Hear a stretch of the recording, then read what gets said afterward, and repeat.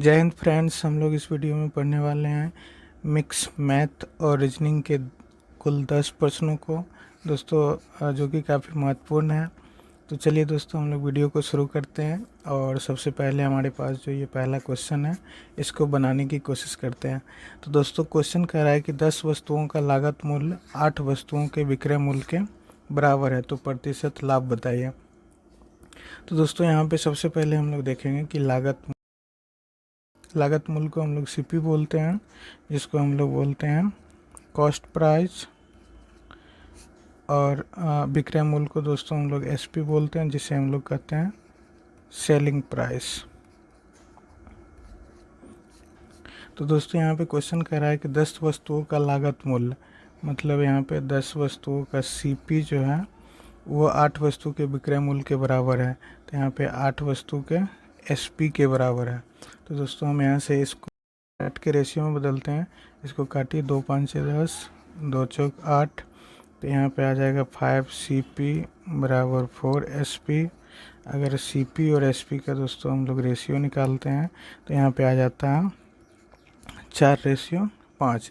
दोस्तों, हमें लाभ प्रतिशत पूछ रहा है, तो लाभ प्रतिशत निकालिए। तो लाभ प्रतिशत के लिए दोस्तों क्या फॉर्मूला होता है हमारे पास, प्रतिशत प्रॉफिट बराबर हो जाता है दोस्तों प्रॉफिट बट्टा CP गुना 100। इसी फार्मूला की मदद से दोस्तों हम लोग परसेंटेज प्रॉफिट निकालते हैं। तो चलिए, हमारे पास यहाँ पे प्रॉफिट दे रहा है दोस्तों कि हम 4 रुपये में किसी वस्तु को खरीदते हैं और 5 रुपये में बेचते हैं। तो दोस्तों, हमें प्रॉफिट कितने का हो रहा है, 1 रुपये का। और हमारी लागत मूल्य कितना है, 4 रुपये। और इसे प्रतिशत में बदलना है तो 100 से गुना करेंगे और इसको काटिए दोस्तों, 25 चौका 100। मतलब हमारा जो प्रतिशत प्रॉफिट होगा वो 25% होगा। ऑप्शन पहला सही आंसर हो जाएगा, 25। अगला क्वेश्चन है दोस्तों 2 नंबर क्वेश्चन कि 50 किलोमीटर यात्रा करने पर मैंने पाया कि अभी यात्रा का 3/5 भाग शेष है। यात्रा की कुल दूरी कितनी है। दोस्तों, यहाँ पे बता रहा है कि 50 किलोमीटर की ये पहले तो यात्रा करता है। 50 किलोमीटर यात्रा करने के बाद पता लगता है उसको कि अभी यात्रा का 3/5 भाग शेष है। दोस्तों, ये शेष भाग है 3/5। तो उसने दूरी तय कितना किया होगा, तो दूरी तय किया होगा 5 में से 3 को आप घटा लीजिए, 2/5 भाग इसने दूरी तय कर दिया। यही दूरी जो है, यही भाग जो 50 किलोमीटर के बराबर है। तो इसको आप काटिए, 25 दूना 50 और ये 25 5 से 125 किलोमीटर। तो कुल दूरी दोस्तों यहाँ से निकल के आ जाती है 125 किलोमीटर। अगला क्वेश्चन है दोस्तों कि एक माली ने 7225 पौधे इस प्रकार रोपे कि पंक्ति उतनी ही है जितनी कि प्रत्येक पंक्ति में पौधे हैं, कितनी पंक्तियां होगी। तो दोस्तों, यहाँ पे ये सिंपल क्वेश्चन है, आप इसका वर्गमूल निकाल दीजिए। 7225 का वर्गमूल आप निकालेंगे दोस्तों तो ये करीब आपका आ जाता है 85। तो आप इसका आंसर हो जाएगा 85। ऑप्शन बी इसका सही आंसर है। अगला क्वेश्चन है दोस्तों कि लक्की एवं मिक्की की वर्तमान आयु का योग 35 वर्ष है। 5 वर्ष बाद उनकी आयु में 4:5 का अनुपात होगा। उन दोनों की वर्तमान आयु में अंतर कितनी है। तो दोस्तों, यहाँ पे क्वेश्चन दिए हुए है कि लक्की और मिक्की। यहाँ पे एक लक्की है प्लस मिक्की, दोनों की वर्तमान आयु का जो योग है वो 35 वर्ष दिए हुए है दोस्तों। ठीक है, 35 वर्ष है। 5 वर्ष बाद उनकी आयु का अनुपात ये हो जाएगा 4:5। तो दोस्तों, 5 वर्ष बाद लक्की और मिक्की की आयु कितनी हो जाएगी। अगर दोनों का 5-5 वर्ष बढ़ता है तो आप क्या करेंगे, इसमें 35 + 5 लक्की और 5 मिक्की, तो दोनों का टोटल 10 वर्ष आ जाएगा। तो ये टोटल हो जाएंगे 45 वर्ष, जो कि हो जाएगी 5 वर्ष बाद की आयु। 5 वर्ष बाद दोस्तों हमारे पास अनुपात क्या आ जाता है, 5 वर्ष बाद अनुपात, 5 वर्ष बाद अनुपात हो जाता है दोस्तों 4:5। और ये दोनों का योग 9 9 बराबर 45, तो अनुपात 1 का आप मान निकाल लीजिए। अनुपात 1 का मान हो जाता है 5। तो यहाँ पे दोस्तों पूछ रहा है कि उनकी वर्तमान आयु में अंतर कितना है। तो वर्तमान आयु दोस्तों यहाँ पे 4:5 है, 4:5, और दोनों में अंतर 1 रेशियो के बराबर है, 1 रेशियो जो कि 5 के बराबर है। तो ये इसका आंसर हो जाएगा 5 वर्ष। अगला क्वेश्चन है दोस्तों कि यदि 22 व्यक्ति किसी काम को 18 दिन में पूरा कर सकते हैं तो 36 व्यक्ति उसी काम को कितने दिन में पूरा करेंगे। दोस्तों यहाँ पे कहा जा रहा है कि 22 व्यक्ति हैं जो किसी भी काम को 18 दिन में ख़त्म कर देता है। दोस्तों कहता है तो 36 व्यक्ति उसी काम को कितने दिन में करेंगे। तो 36 व्यक्ति हैं और उस काम को मान लेते हैं कि x दिन में ख़त्म करता है। तो आप इसको काटिए, 18 दूना 36 और 2 से अगर काटेंगे दोस्तों तो 11 दूना 22, तो x का मान आ जाएगा 11। अर्थात ये जो है कितने दिन में पूरा करेंगे, तो 11 दिन में इस काम को ख़त्म कर देंगे। अगला क्वेश्चन है दोस्तों कि 250 आदमियों के लिए 40 दिन तक का भोजन मौजूद है।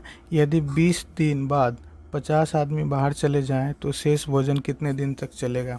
तो दोस्तों यहाँ पे आदमियों की संख्या बता रहा है 250 है, और ये 40 दिन में 40 दिन के लिए इसके पास भोजन की व्यवस्था है।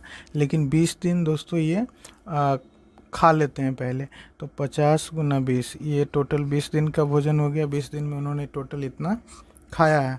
अब कहता है कि 20 दिन के बाद, 20 दिन तक तो 250 आदमी ने भोजन को खाया, उसके बाद 20 दिन के बाद 50 आदमी बाहर चले जाते हैं। तो आदमी बच जाता है कितना, पहले 250 था और इसमें से 50 आदमी बाहर चला जाता है।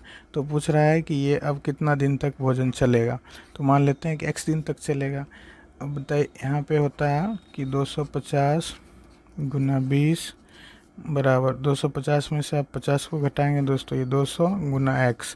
तो यहाँ से इस 0 से इस 2 0 से इस 2 0 को काटिए और इस 2 से इसको काटते हैं दोस्तों, तो ये x का मान आ जाता है 25 दिन।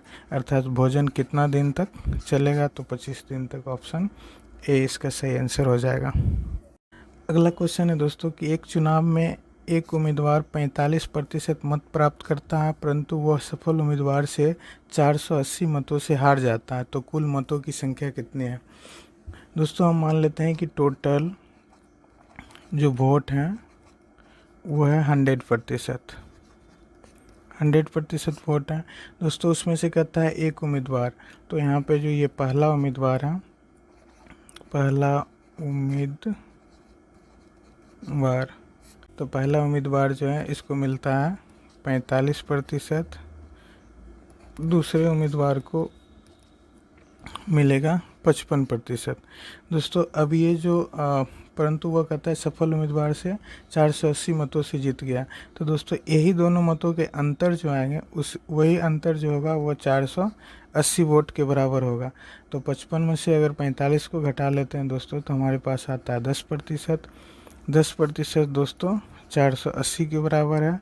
तो 100% के लिए दोस्तों हम इधर 10 से गुना करेंगे और इधर भी 10 से गुना कर देते हैं। तो दोस्तों ये आ जाता है 100%। 100% वोट जो हो जाएगा वो 4800 के बराबर हो जाएगा। तो 4800 इसका सही आंसर होगा। ऑप्शन डी इसका सही आंसर। अगला क्वेश्चन है दोस्तों, अब ये रीजनिंग का क्वेश्चन है दोस्तों। यहाँ से आपको 3 क्वेश्चन रीजनिंग का देखने को मिलेगा दोस्तों। तो यहाँ पे पहला क्वेश्चन में कह रहा है कि अतिवृष्टि का संबंध फसल से है। जब अतिवृष्टि का संबंध फसल से है तो घनघोर युद्ध का संबंध किससे होगा। दोस्तों जब अतिवृष्टि होने लगती है तो फसल बर्बाद होता है, उसी तरह घनघोर युद्ध जब होने लगे तो क्या हो सकता है, जनजीवन होशियार बर्बाद होगा, राज्य। तो यहाँ पे इसका जो सही आंसर हो जाएगा ऑप्शन ए होगा, जनजीवन की बर्बादी होगी। अगला क्वेश्चन है दोस्तों कि ज्वार भाटा का संबंध समुद्र से है तो ज्वालामुखी का संबंध किससे है। दोस्तों जिस प्रकार से ज्वार भाटा समुद्र के अंदर आता है, उसी तरह ज्वालामुखी कहाँ फटते हैं, तो ये पहाड़ के अंदर फटते हैं। तो ऑप्शन ए इसका सही आंसर हो जाएगा, यहाँ पर ये पहाड़ हो जाएगा। अगला क्वेश्चन है दोस्तों और ये लास्ट क्वेश्चन है। तो राजस्थान का हृदय अजमेर को कहा जाता है, तो राजस्थान का गौरव किसे कहा जाएगा दोस्तों। तो राजस्थान का गौरव चित्तौड़गढ़ को कहा जाता है। ऑप्शन डी इसका सही आंसर हो जाएगा, चित्तौड़गढ़।